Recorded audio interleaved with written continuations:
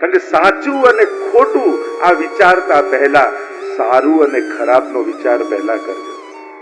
જે સાચું હું કરવા જઈ રહ્યો છું એ સારું છે, જો એ સારું નથી તો એને સાચું મનાય. લોકો સત્યનો દુરુપયોગ કરે છે. લોકોએ સત્યને કદરૂપ બનાવી દીધું છે. કારણ કે જ્યારે પણ ખરાબ કામ, ખોટું કામ, કડવું કામ કરવું હોય, કડવું બોલવું હોય, ત્યારે સત્ય શબ્દના દુરુપયોગ આપણે કરતા હોઈએ. અને પછી કહીએ શું, અમે સાચું બોલીએ ને એટલે કડવા લાગીએ છીએ. અરે ના, તારે સાચું નતું બોલવું, તારે કડવું જ બોલવું હતું. સત્યનો તો દુરુપયોગ કર્યો છે. તારે એનું અપમાન જ કરવું હતું, સત્યનો તો તે દુરુપયોગ કર્યો. આપણું ઇન્ટેન્શન સાચું બોલવાનું નહોતું, એનું ઇન્સલ્ટ કરવાનું. પણ સત્ય શબ્દનો દુરુપયોગ આપણે કર્યો. અને જ્યારે દુરુપયોગ કરો છો ત્યારે સત્ય નથી રહેતું. देखो सत्य सच बढ़े या घटे तो सच न रहे, पर झूठ की कोई सीमा ही नहीं. सत्य तो सत्य જ છે, झूठ અસીમિત છે. એને ગમે તેવા કપડા પહેરાવીને તમે પ્રસ્તુત કરી શકો છો, પણ સત્ય ગમે તેવા વસ્ત્રો પહેરીને નથી આવી શકતું. એટલા માટે જો સાચું બોલવાની શરૂઆત કરવી હોય તો ગુણ દર્શનથી કરો. તમે એમ કહો આપણે તો સીધે સીધું મોઢા પર કહી દઈએ, પણ મોઢા પર નિંદા કહી દો છો. ક્યારે એના ગુણ જોઈને વખાણ કર્યા કે ખરેખર તારામાં આ બહુ સારી વસ્તુ છે? જો સાચું બોલવાની આદત જ તમને હોય તો ગુણ દર્શન પણ કરાવી શકો છો. પણ એ તો ક્યારે મોઢા પર કહેતા નથી કે તું સારો છું, એવું ક્યારેય ન કહ્યું. અને જીવનમાં તકલીફ એ જ છે, ખોટા પાત્રો મળે ને તો તરત માણસને સમજાઈ જાય, પણ સારા પાત્રો મળે ને તો જિંદગીભર એનું રિસ્પેક્ટ નથી કરી શકતા. અરે તમારા ઘરમાં તમને કોઈ એક એવું જીવન પાત્ર મળ્યું કે જેને તમારા ઘરમાં સંસ્કાર, ધર્મ, પારિવારિક ભાવનાઓ, પોતાના સુખનો ભોગ આપી, પોતે જાતે ઘસાઈ અને તમારા ઘરમાં ધર્મનું વાતાવરણ બનાવી રાખ્યું. એ પત્નીને તમે ક્યારે કહ્યું કે તારે કારણે મારા ઘરમાં ધર્મ ટક્યો છે? ક્યારે એને રિસ્પેક્ટ આપ્યો? ભૂલો તો કાઢીએ છીએ, ભૂલો બતાવીએ છીએ, પણ જે વ્યક્તિને કારણે તમે ભાગતા ભાગતા જતા હતા ઓફિસે, આજે બહુ ઉતાવળ છે, આજે કામ છે, આજે તો પહોંચી જવું છે, એટલામાં પાછળથી અવાજ આવે કે સાંભળો આજે એકાદશી છે, ઠાકોરજીને દંડવત કરીને તો જાઓ. અને આવો અવાજ જો પાછળ સંભળાય ને તો પોતાની જાતને નસીબવાળા માનજો કે તમારા ઘરમાં કોઈ એક એવું પાત્ર છે કે આવી લૌકિક વ્યસ્તતાની વચ્ચે પણ તમને ભગવાન સાથે જોડી રાખે, જેને કારણે તમારા ઘરમાં આપણી સંસ્કૃતિ, આપણા સંસ્કાર, આપણા તહેવાર, આપણા પરિવાર, આપણા અધ્યાત્મ, આ બધું આ એક વ્યક્તિને કારણે તમારા ઘરમાં ત્યાં નિવાસ કરીને રહ્યું. શું એનો આભાર ક્યારે નહીં માનો? એ પણ એક ઉપકાર જ છે. ખાલી કમાવીને લાવી એનો અર્થ એ નથી થતો કે તમારો જ ઉપકાર પરિવાર પર છે. તમે તો એક પાસું સાચવ્યું છે, અને તમારા ઘરનું બીજું પાસું તમારા આખા ઘરના દરેક પાસાઓને સાચવીને રાખે છે. અને એટલા માટે હૃદયથી એનો આભાર માનવો જોઈએ કે ના, તમારે કારણે, તારે કારણે આજે મારા જીવનમાં ભગવાન રહેલા છે, ધર્મ રહેલો છે, સંસ્કાર રહેલા છે. તો આ મોટી વાત છે. માણસ ખરાબ વ્યક્તિ મળે તો તુરંત ઓળખે ને એનાથી દૂર થવાની કોશિશ કરે, પણ ઘણા સારા વ્યક્તિઓ આપણા જીવનના અભિન્ન અંગ બની એનું જીવન ઘસી નાખે છે, છતાં એને ક્યારે આપણે આદર નથી આપી શકતા. આ કરુણતા નથી દુનિયાની, આ સમાજની, આ પરિવારની. સમાનતાના યુગમાં પણ આપણે એવા વ્યક્તિ કે જે આપણી માટે પોતાના કેટલા સુખોના ભોગ આપીને રહે છે, એને પણ આદર નથી આપી શકતા. તો વિચાર કરવો. પરસ્પર સન્માન નહીં હોય તો પરસ્પર પ્રેમ બી ક્યાં? અને પરિવારમાં પ્રેમની વાત કરીએ ત્યારે એવું થોડી કહીએ છે કે કોઈ પતિ આવે એટલે પત્ની એમ જ કે આવો નાથ, તમારા માટે ભોજન તૈયાર છે, બિરાજમાન થાઓ. હવે કોઈ મહાભારતની લેંગ્વેજ બોલવાની જરૂર થોડી. ઘરે તો એમ જ કે ભાઈ જમી લો ને તો પાછું ગરમ નહીં કરવો. ઘરે તો આમ જ કહેવાય, એવું તો છે નહીં. અને આવું કદાચ કોઈ કહે ને પત્ની, તો પતિ તો એવો વધારે ડરી જાય, આજે કઈક મોટું થવાનું છે. જો આવા શબ્દો વાપરે તો પેલા તો વધારે બીક બેસી જાય. તો પ્રેમનો અર્થ આ થોડી થાય. પ્રેમ અને લાગણીનો અર્થ નાના ઝઘડા પણ હોય, મતભેદ પણ હોય, ક્લેશ પણ હોય, સ્નેહ પણ હોય, આનંદ પણ હોય, ઉત્સવ પણ હોય, આ બધુંય ભેગું બનીને એક સંબંધ બને છે. સંબંધનો અર્થ કેવલ કોઈ આવા અઘરા અઘરા સાહિત્યિક શબ્દો બોલીને રિસ્પેક્ટ આપવું જ નથી થતું. અને પેરો ભલે ખીજાય, બહાર મારું આટલું માન છે તમે નથી રાખતા. અરે અમે તને ઓળખીએ છીએ એટલા માટે. પેલા કલાક મળે છે, અમારે 24 કલાક રહેવાનું છે. મૂળ વાત એ છે, સંબંધોમાં બધું સમાયેલું છે. સંબંધોનો અર્થ આમ જ નથી થતો. ઘરમાં તો ત્યાં કોઈ દંભની જરૂર નથી. એટલે માણસ જેવો છે એવો પોતાના દિલના ભાવોને કહી દે છે. તો ઘણા કે બહાર તો આવું સારું સારું મીઠું મીઠું બોલો, ઘરે આવીને જ આવું આકરા થઈ જાવ છો. પણ ઘરે એને કોઈ દંભ કરવાની જરૂર નથી. બહાર તો એને નાટક કરવા પડે છે. એટલે જ તો થાકીને ઘરે આવે છે. ત્યાં નાટક કરે છે એટલે જ થાકે છે. કારણ કે ત્યાં એને સારા બનવાની એક્ટિંગ કરવી પડે છે. અને નાટક માણસને ક્યારે આરામ ના આપી શકે. જેટલું માણસના જીવનમાં દંભ વધારે હશે ને એટલો એ વધારે થાકેલો હશે. કારણ કે જે નથી એવા બનવાનો આખો દિવસ પ્રયાસ કરે, એ જ એને થાક આપે છે માણસ. અને ઘરે આવીને હાસ કેમ થાય છે? એ હાસ એટલા માટે થાય છે કે હવે નાટક પૂરું અને હવે અસલિયત આવી. જેમ કોઈ રાજાનું નાટક કરતો હોય, રાજાનો વેશ પહેર્યો હોય અને પોતે સ્ટેજ પર એક્ટિંગ કરતો હોય, ને જ્યારે રોલ પૂરો થઈ જાય અને પોતાનો મુગટ ઉતારીને બેસે ને સાધારણ પ્લાસ્ટિકની ખુરશીમાં, ત્યારે તક હાસ પત્યું. અરે રાજા બનવામાં વધારે ખુશી હતી કે મુગટ ઉતારવામાં? પણ એ નાટક હતું. એમ બહાર જઈને ગમે તેટલા નાટક કરો, હાસ તો ઘરે આવીને જ થવાય. જયારે આ બધા જ મુગટો ઉતારો છો ને ત્યારે જ રિલેક્સ થવાય. અહીંયા જયારે નારદજી ચારે તરફ જુએ છે, સત્યમ નાસ્તિ તપઃ, તપ જતું રહે. કલયુગમાં ઓછામાં ઓછી મહેનતમાં વધારામાં વધારે માણસને કમાઈ લેવું. બે શક્તિ કલયુગે હરી લીધી છે, શ્રમ શક્તિ અને સહન શક્તિ. આ બંને વસ્તુ જશે. અત્યારે સારી જોબ આપણે કોને કહીએ? મારી તો બહુ સારી જોબ, કઈ કામ જ ના કરવાનું. એટલે સારું કામ એ જેમાં કામ ના કરવાનું. શ્રમ શક્તિ જતી અને સહન શક્તિ છે. અત્યારે કોઈ કોઈનું સહન કરવા તૈયાર નથી. પાછું ઘરમાં એમ લાગે તો એમ જ કે ઘરમાં હું જ ઘસાવું છું, બાકી બધા લહેર કરે છે. આમાં ઘસાય છે કોને જ ખબર નથી પડતી. હા, પણ દરેક પરિવારમાં એક વ્યક્તિ તો અગરબત્તી જેવો હોવો જોઈએ, જે સળગતા સળગતા પણ ઘરને સુગંધિત કરતું રાખે. એકાદ વ્યક્તિ તો એવો જોઈએ, તો જ ઘરમાં પ્રેમની સુગંધ અને સ્નેહની અને સંબંધોની સુગંધ રહે. જે ઘરમાં દરેક વ્યક્તિ પોતાના હકની જ વાત કરતા હોય ને, ત્યાં ભેગા રહેવું અઘરું થઈ જાય. અને જ્યાં ફરજની, કર્તવ્યોની ને ડ્યુટીની વાત થતી હોય, ત્યાં જ ભેગા રહી શકાય. કારણ કે જ્યાં સુધી પોતાની ફરજ ન બજાવો ત્યાં સુધી પોતાના હકની વાત કરવાનો અધિકાર આપણને નથી.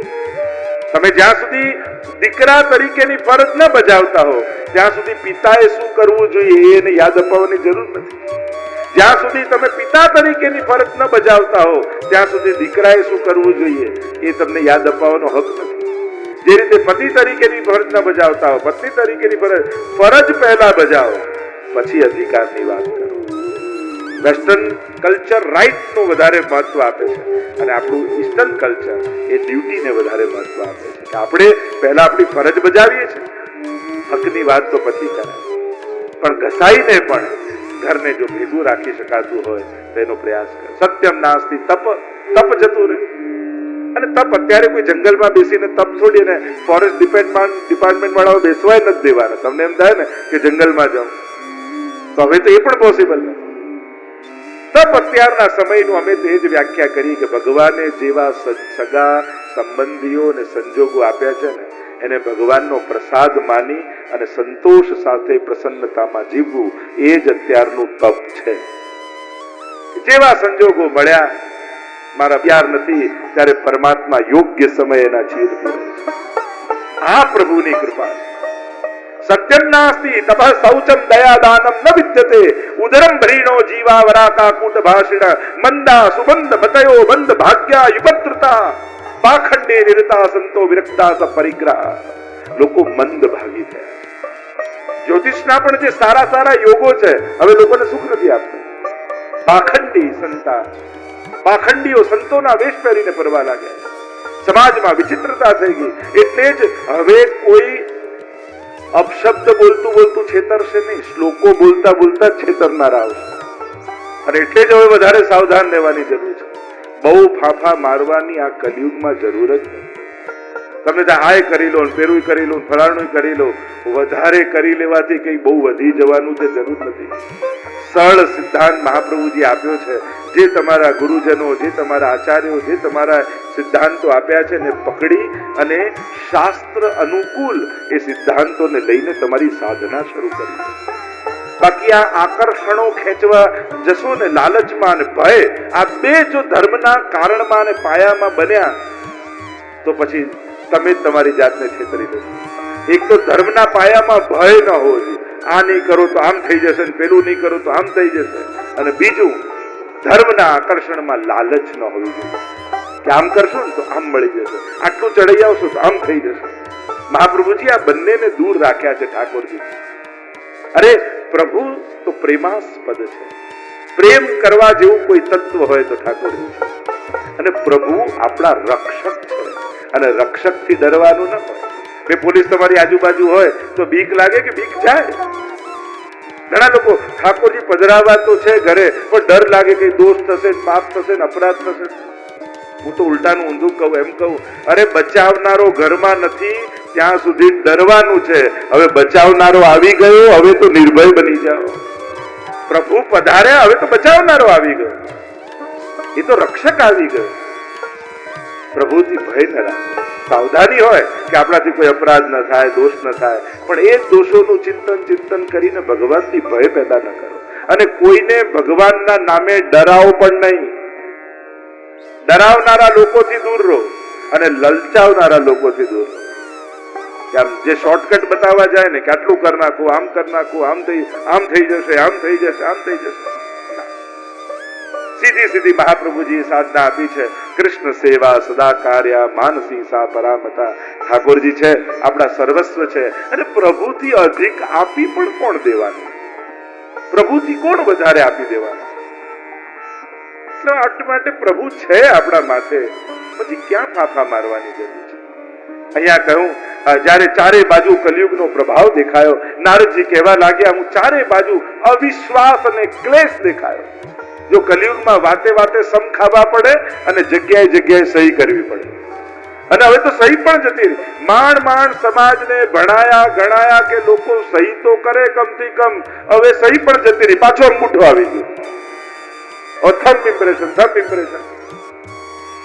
પહેલા જો માણસ જયારે જંગલમાં રહે ત્યારે કાચું ખાતો, ઉત્ક્રાંતિ થઈ, શેકીને ખાવા લાગ્યો, શેકીને ખાતે બાફીને ખાવા લાગ્યો, તળીને ખાવા લાગ્યો, વઘારીને ખાવા લાગ્યો, બેક કરીને ખાવા લાગ્યો. પાછા ડોક્ટર કહે કાચું ખાઓ. લે તો આટલા 1000 વર્ષ પાણીમાં કાઢ્યા ને, કાચું ખાઓ, સલાડ ખાઓ, તો એ તો ખાતા હતા બધા. આટલા વર્ષોની યાત્રા પાછું ત્યાં ને ત્યાં. તો સંસાર તો આ રીતે જ ચાલે. કહ્યું કે જયારે ચારે બાજુ અવિશ્વાસ દેખાયો અને ક્લેશ દેખાય. કલયુગ એટલે ક્લેશ. આ કળીનો યુગ છે. કળી પીડાયેલી હોય ને એમ બધાના મન અને બુદ્ધિ પીડાયેલા છે. આ તો વલ્લભ રૂપી ભક્તિનો સૂર્યનો ઉદય થાય ને તો જ આપણા હૃદય ખીલે. અહીંયા જયારે શંકા થઈ કે ચારે બાજુ કલિયુગ અને પરિભ્રમણ કરતા કરતા ખિન્ન મનથી વ્રજમાં આવ્યા. નારદજી કહેવા લાગ્યા, અને જયારે વ્રજની ભૂમિમાં હું આવ્યો, યમુનાજીના તટ ઉપરથી હું જતો હતો, એટલામાં પાછળથી મને અવાજ સંભળાયો, ભો ભો સાધુ ક્ષણમ તિષ્ઠ. અરે મહાત્મા, ક્ષણવાર માટે ઉભા રહો. વળીને જોયું, આશ્ચર્ય. એક યુવાન સ્ત્રી, બે વૃદ્ધ પુરુષો એના ખોળામાં માથું રાખીને સૂતા છે. ઘણી બધી સ્ત્રીઓ એને પંખા આદિ સેવા કરી રહી છે. પૂછું, કોણ છો તમે? ઈમઉ મે તને એવું બતાવું, આ બંને વૃદ્ધ પુરુષો મારા પુત્રો છે. એક છે જ્ઞાન, બીજો છે વૈરાગ્ય. કાલ યોગે ન જર્જરો. કાળના પ્રભાવને કારણે બંને વૃદ્ધ થઈ ગયા. અરે દુનિયામાં ઊંધું દેખાય, માં વૃદ્ધ હોય, દીકરા યુવાન હોય, અને અહીંયા તો ઊંધું થયું કે હું વૃંદાવન બ્રજની ભૂમિના સ્પર્શથી યુવાન થઈ, પણ મારા બંને પુત્રો વૃદ્ધ થઈ ગયા. પોતાનો પરિચય આપતા ભક્તિ મહારાણી કહેવા લાગ્યા, દ્રવિડ દેશમાં હું ઉત્પન્ન થઈ, કર્ણાટકમાં વૃદ્ધિ પામી, મહારાષ્ટ્રમાં ક્યાંક પૂજાઈ, પર ગુર્જરે જીર્ણતામ ગતઃ. જ્યાં ગુજરાતમાં આવી, એટલે ગુર્જર પ્રદેશ ઐતિહાસિક દ્રષ્ટિએ જોવા જાઓ તો યુપીનો નીચેનો ભાગ જે ગુર્જર, આજે પણ ગુર્જર જ્ઞાતિ ત્યાં રહેતી હોય છે, એ પ્રદેશ ભૌગોલિક દ્રષ્ટિએ કહેવાય, પણ પ્રાય લોકો અર્થ એમ કરતા હોય કે ગુજરાતમાં આવીને ગરડી થઈ, ગુર્જરે જીર્ણતામ ગતા. બાકી ભૌગોલિક દ્રષ્ટિએ જોવા જાવ તો ગુર્જર પ્રદેશ કંઈક જુદો ભાગ કહી શકાય, પણ અર્થ એમાં આચાર્યો સંતો જુદા જુદા અર્થો કર્યા. ગુજરાતમાં આવીને ગરડી થઈ, પણ જ્યારે હું વૃંદાવનમાં આવી, જો વ્રજની ભૂમિનો એ પ્રભાવ, વ્રજનો સ્પર્શ થતા જ ગરડી થયેલી ભક્તિ આપણા હૃદયમાં યુવાન બનીને નાચવા લાગે છે. વ્રજની મહત્તા એટલી બધી કહેવાય છે, એટલે તો કહ્યું આપણે ત્યાં અનેક પ્રકારના સંતો ભક્તો કહે, મુક્તિ કહે ગોપાલ સો મેરી મુક્તિ બતાए और વ્રજરજ ઉડી મસ્તક લગે તો મુક્તિ મુક્ત થઈ જાય. જે મુક્તિને પણ મુક્તિ આપે એવું સામર્થ્ય બ્રજરજમાં રહેલું. ઠાકોરજી પણ જયારે માટી ખાધી ને મુખમાં, અને માએ પૂછ્યું કે લાલતે માટી ખાધી, તો ઠાકોરજી ના પાડી, તો માટી નથી ખાધી. બધાએ કહ્યું કે અરે માટી મોઢામાં મૂકીને ના કેમ પાડે છે? ઠાકોરજી સમજાવવા એ માંગે છે કે મૈયા, આ વ્રજ રજ છે, આ માટી નથી. તું આને માટી કહે? કલ્યાણ, કલ્યાણનું શિખર એટલે આ માનવ દેહ, અને આત્મદેવ એટલે અંદર રહેલો જીવાત્મા, બધું જ ભગવાને આપ્યું છે. પણ માણસને જે ન મળ્યું હોય ને, એની સમગ્ર ચેતના એમાં જ લાગેલી રહે. 99 વસ્તુનો આભાર માને નહીં, એક ન મળી હોય એની ફરિયાદ કરવા રોજ જાય. બધું જ છે પણ સંતતિ નથી ઘરમાં. મનમાં ખેદ લાગ્યો. પત્નીનું નામ છે ધુંધુલી, અને ધુંધુલીના પણ લક્ષણ બતાવ્યા. એનો આધ્યાત્મિક અર્થ કર્યો કે આ દુર્બુદ્ધિ છે, અને દુર્બુદ્ધિ જીવાત્માને સત્સંગનું ફળ લેવા દેતી નથી. બાળક થતું નથી એમ નથી, પણ આ માં બનવા માંગતી જ નથી. તર્કો લોજિકો આપે. અરે સુખદેવજીની જેમ 16 વર્ષ રહી જાય તો, અરે કોઈ ચડાઈ કરી દે તો હું ભાગી ન શકું, ક્યાંક હું પણ મરી જાઉં તો, આટલી પીડામાં અનેક અનેક તર્કો કુતર્કો આપે. સત્સંગનું ફળ લેવા દેતી. એકવાર આત્મદેવને ખૂબ મનમાં લાગી આવ્યું કે આ બધું કમાયું કોના કામનું, એના કરતા આત્મઘાત કરી લઉં ને ત્યાં સુધીનો વિચાર એને આવી ગયો.